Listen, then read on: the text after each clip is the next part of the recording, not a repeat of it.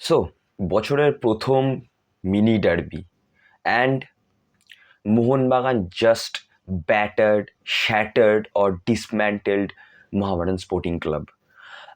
এই মোহামেডানকে মোহনবাগান হারাবে এটা সবাই জানতো, বাট ওই হয় না যে দুটো ভালো ম্যাচ, দুটো ভালো উইন, একটা ভালো স্টার্ট আইএসএলে, তারপরে একটা বানানা স্কেলের মতন যদি হয়ে যেত মোহামেডান ম্যাচটা, এটা নিয়ে একটা মোহনবাগান ফ্যান্সদের মধ্যে একটু হলেও ভয় ছিল ঠিকই, বাট আফটার 15 to 20 মিনিটস আজকে যে ম্যাচটা হয়েছে, তারপরে আই ডোন্ট থিঙ্ক মোহনবাগানের ওই ভয়টা থাকার কথা ছিল না, মোহনবাগান ফ্যান্সদের মধ্যে ওই ভয়টা চলে গেছিল। Honestly speaking, congratulations two Mohun Bagan যে আজকের ম্যাচটা খুব ভালোভাবে অর্গানাইজড ওয়েতে খেলে জিতেছে, and kudos two Mohammedan sporting club as well. Without কোনো বিদেশি একটা টিম যে মোহনবাগানের মতন একটা এত কনসিস্টেন্ট, এত চ্যাম্পিয়ন একটা সাইডকে প্রথম 10-15 মিনিট ভালো টক্কর দিয়েছিল, একটা গোল স্কোর করে ওরা কর্নারের থ্রুতে, বাট তারপরে যেটা জেনারেলি যেটা হয়ে থাকে, একটা উইকার সাইড যখন একটা মানে স্ট্রঙ্গার বা অপোনেন্ট হেভি সাইডের এগেনস্টে খেলে, প্রথম 15-20 মিনিট 10 মিনিট ফাইট দেবে, তারপরে আস্তে আস্তে ওরা ম্যাচে হারিয়ে যায়। আর এই সব টিম যারা একটু কম্পারেটিভলি উইকার টিম, কম্পারেটিভলি কি মোহনবাগানের সাথে মোহামেডানের এই স্কোয়াডটার কোনো কম্প্যারিজনই হয় না। একটা টিমে ওয়ার্ল্ড কাপার খেলছে, একটা টিমে হীরা মণ্ডলের মতন part time blogger, full time footballer বা ভাইস ভার্সা ওরকম একটা প্লেয়ার খেলছে। তো মানে কি বলবো, কম্প্যারিজন বলে কিছুই নেই। তো এই টিমগুলো না প্রথম 10 মিনিটে প্রচুর খেটে খেলে, যদি একটা ইনিশিয়াল ব্রেক দিতে পারে, ইনফ্যাক্ট দিয়েও ছিল, তারপরে এই টিমগুলো পুরোপুরি সেটব্যাক করতে বসে যায়। পুরো 90 মিনিটস এরা বল উড়িয়ে খেলে, জাস্ট ডিপ ডিপ ডিফেন্স করে, যদি পয়েন্টস বার করতে পারলো, না হলে জাস্ট কিছু করার নেই। তো মোহামেডান আজকে এরকমই স্টার্ট করেছিল, অ্যাকর্ডিং টু দেয়ার প্ল্যান একদম ঠিকই যাচ্ছিল। প্রথম 10-12 মিনিটের মাথায় গোল স্কোর করে দেয়, ঠিক গোল স্কোর করার পরে ওরা পুরোপুরি ডিপ ডিফেন্সে নেমেও যায়, ওরা আর কোনো চান্সই নেয়নি। কিন্তু ভাই, রবসান রবিনের মতন একটা ভালো প্লেয়ার, জেসন কামিংস, দেন আমাদের জেমি ম্যাকলারেনের মতন প্লেয়ার্সরা যখন মাঠে আছে, যে গোল মারবেই মোহনবাগান, এটা মানে ইনএভিটেবল। মোহনবাগান গোল মারতো, সেটা সবাই জানে, সেটাই হয়েছে। এবার আমি যদি খেলাতে আসি, ট্যাকটিক্যাল যদি কোনো অ্যাসপেক্ট নিয়ে কথা বলি, সেটা হচ্ছে যে এটাই যে মোহনবাগান না আজকে খুব ফ্রি ফুটবল খেলতে পেরেছে। আমায় রেনাওয়ার্ডে ইজ আ টপ প্লেয়ার, খুব ভালো সাইনিং। আশিস রায় বলবো নট বেটার, আমি তো উল্টে বলবো আপগ্রেড হয়েছে আশিস রায়ের ওপরে। নো ডিসরেসপেক্ট টু আশিস রায়, খুব খেটে দৌড়ে খেলার প্লেয়ার, বাট ভাই আমায় রানাওয়ার্ডে খুব সুন্দরভাবে খেলাটা গুছিয়ে নিচ্ছে মোহনবাগানের নিজের জন্য। And kudos to our management যে সার্জিও লোবেরার পছন্দের প্লেয়ার এনেছে, এমন একটা প্লেয়ারকে এনেছে যাতে সার্জিও লোবেরার যে এই ফরমেশন, এই সেট আপ, এই সিস্টেম খেলার, সেই সিস্টেমে খুব তাড়াতাড়ি মানে নিজেকে মানিয়ে নিতে পারে। তো এরকম একটা প্লেয়ার এনেছে, খুব ভালো কাজ করেছে, এটা আমি বলবো from our management side. Dimi Petratos, Dimi পেত্রাতসকে নিয়ে আমি যত বলবো তত কম। আজ একটা গোল পেয়েছে, খুব ভাল লাগছে ওকে দেখে। ইদানিং ম্যাচগুলো গোল স্কোর করেছে, একটা স্ক্রিমার মেরেছে, গোলটা এমনি সেমনি গোল না, স্ক্রিমার গোল স্কোর করেছে। অ্যান্ড আফটার দ্যাট পুরো মাঠ জুড়ে খেলছে। হ্যাঁ, অবভিয়াসলি আমি মোহামেডানের মিডফিল্ড নিয়ে কথা বলবো, যেখানে মোহামেডানের মিডফিল্ডে ভাই কিছুই ছিল না, কোনো বডি প্রেজেন্সই ছিল না। আচ্ছা, বেসিক্যালি মোহনবাগানের সব কটা প্লেয়ার না দাদাগিরি করেছে মাঠের মধ্যে। ভাই যা নয় তাই ছেলে খেলা করে বেরিয়েছে মোহামেডানের সাথে। অ্যান্ড জেনারেলি মানে হওয়ারই কথা এরকম। মোহামেডান এমনই একটা টিম যার এগেনস্টে সার্জিও লোবেরা চেয়েছিল নিজের জিডিটা ইমপ্রুভ করে নিতে for the long run, because league ছোট, জিডির ওপর অনেক কিছু বেস হতেই পারে ইন ফিউচার। তো জিডিটাকে যত ভালোভাবে সম্ভব যদি একটা টিম বাড়িয়ে নিতে পারে, তাহলে খুব ভালো। রবসান রবিনো ভাই, যত দিন যাচ্ছে প্লেয়ারটার ওপর না মায়া পড়ে যাচ্ছে। দারুণ খেলছে, দারুণ পায়ের স্কিল। কিন্তু আনফর্চুনেটলি আজকে হ্যাট্রিক পেতে পারতো।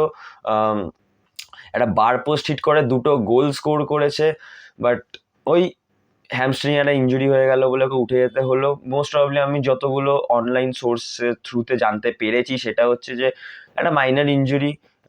উড়িষ্যা ম্যাচ নেক্সট, উড়িষ্যা ম্যাচের আগে একটা ভালো গ্যাপ আছে 5-6 দিনের। তো সেই গ্যাপটাতে যদিও ভালো করে রিকভার করে যেতে পারে তো ওয়েল অ্যান্ড গুড, অ্যান্ড সেটাই চাইবো অ্যাজ আ মোহনবাগান ফ্যান। আমরা সবাই চাই যাতে রবসান রবিনো তাড়াতাড়ি সুস্থ হয়ে উঠুক, ও যেন ফিট হয়ে থাকুক for the rest of the season আমাদের জন্য।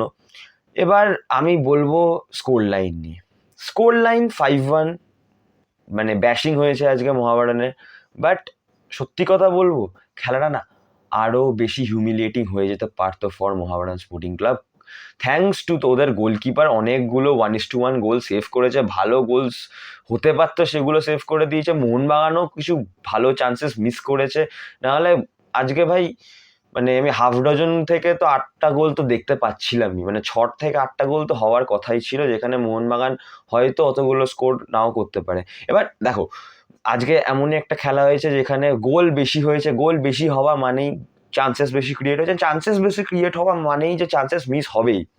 তো স্ট্যাট সবসময় সব কিছু বলে না, অ্যান্ড প্লিজ জাজ করো না মোহনবাগানকে এইভাবে, যারা করছো এখনো যে ভাই 8-9টা গোল মারতে পারতো।